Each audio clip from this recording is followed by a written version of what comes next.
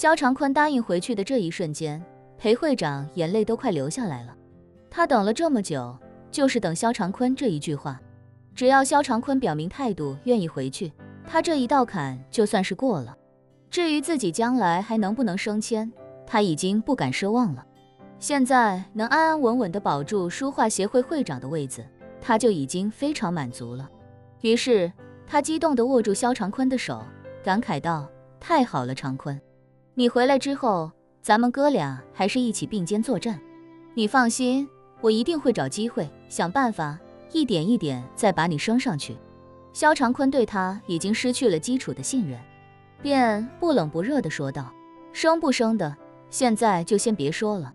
说罢，肖长坤有意给自己装逼，便指了指身后汤臣一品气势辉煌的小区大门，感叹道：哎，其实也能看得出来，我这个家庭情况，再加上我这个年纪，确实没什么努力的必要了。之所以去书画协会工作，也确实是因为喜欢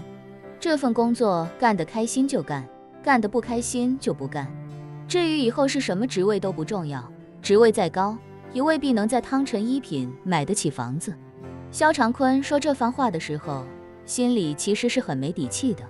别看汤臣一品的房子确实非常昂贵，但他知道，这房子可不是自己拿钱买的，也不是自己女婿拿钱买的，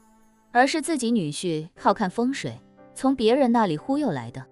人们总说住在汤臣一品的人非富即贵，但是肖长坤心里很清楚，自己家还真不是什么大富大贵的人，只是机缘巧合混进了这里，成了这里的业主。而现在他想做的，就是要在裴会长面前树立起自己大富大贵的人设，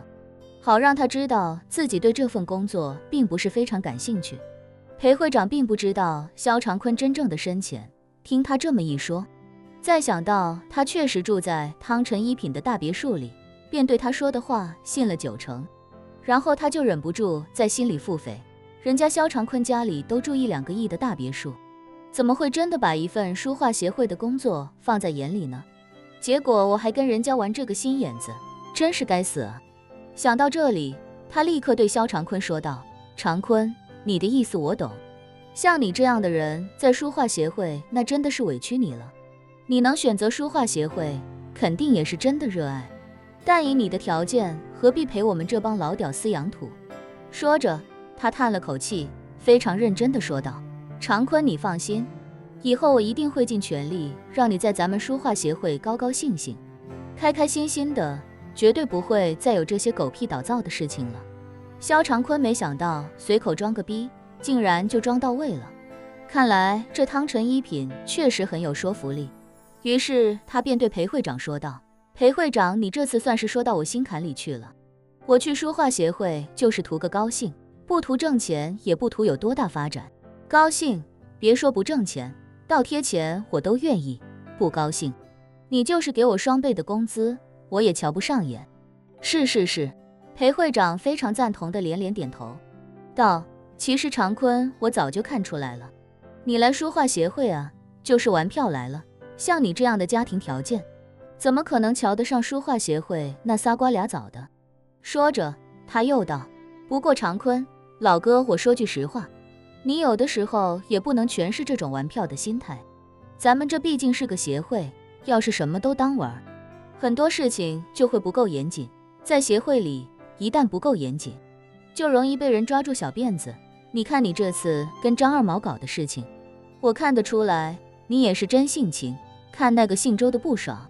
就玩一样搞他一把。可这种事一旦曝光出去，确实会影响你在协会的发展。肖长坤也知道裴会长说的确实有道理，而且他给自己定义为真性情，也让自己心里舒服不少，于是便点头说道：事情确实是我冲动了一些，以后肯定不会再犯这种错误了。裴会长拍了拍他的肩膀，说道：长坤啊，之前的事情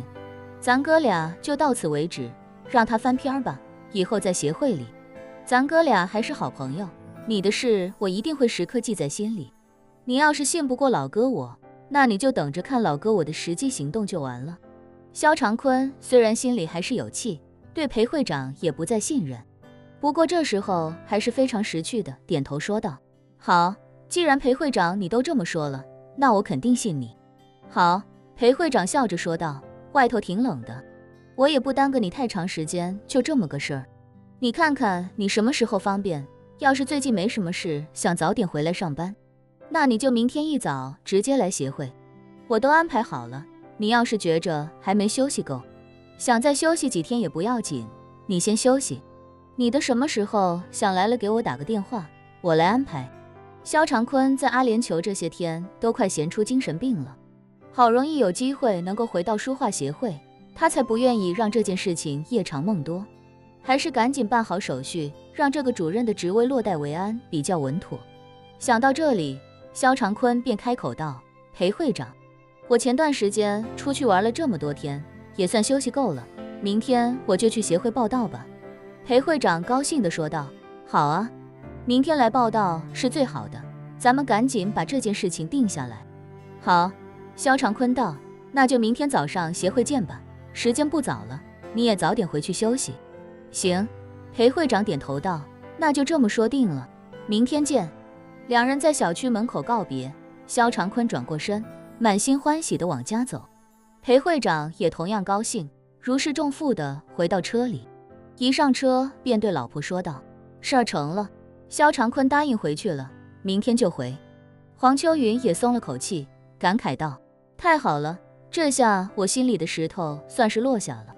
说罢，黄秋云又道：老公，其实这件事情我仔细想了想，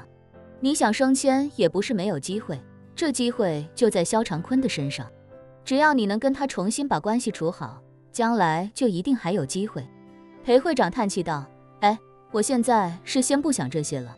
希望越大失望越大，先把眼前这些事情顾好吧。明天肖长坤回来，底下的人估计又要八卦了，明着不敢说，背地还不知道怎么讽刺我呢。